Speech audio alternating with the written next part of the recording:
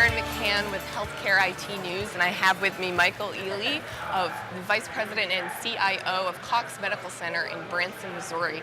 So thank you so much for being with us here today. I appreciate it.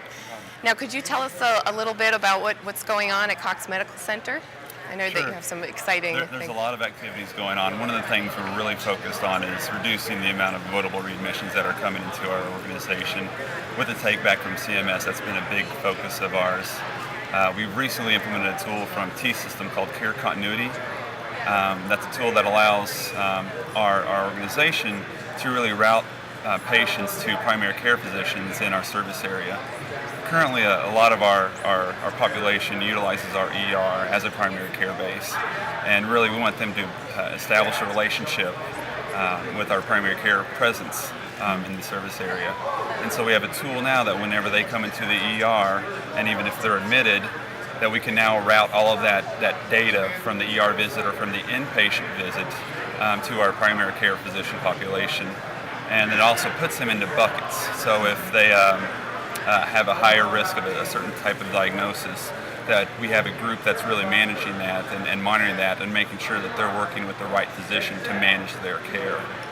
It also adds business value to us as well, because more of our clinics are getting busier with these relationships that's being established with the patients, and they're not coming into the ER, where it's also more expensive for us to treat them, for patients to receive care in the ER. And it's much more affordable for both the patient and for us to be seen in a primary care setting.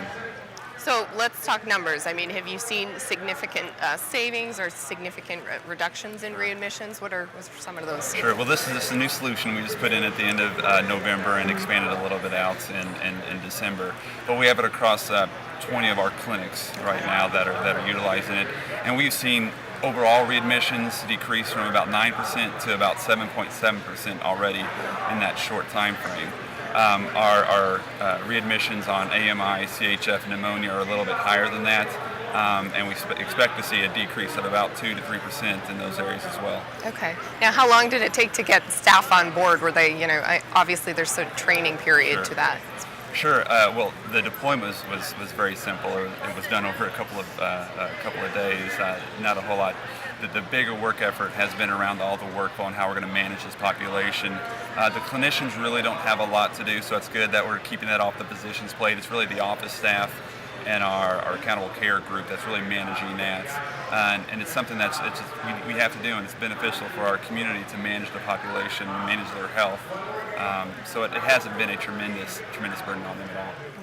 Now, Michael, CIOs are very burdened right now with a lot of additional projects, ICD-10, meaningful use, HIPAA compliance now with a final rule. What's top of mind for you right now? Well, there's a couple things. We were just acquired by another health system, Cox Health, and so right now we're really working on all that integration activity of integrating another hospital into ours, and one of those are ICD-10, but also meaningful use. The organization as a whole has already met stage 1, but we're planning on all of the changes that need to occur with stage 2 and making sure that we're going to be on a similar platform, one vended solution across the entire organization. Okay. Well, perfect. Thank you so much, Michael, for speaking with me. I appreciate it. Thank you very much.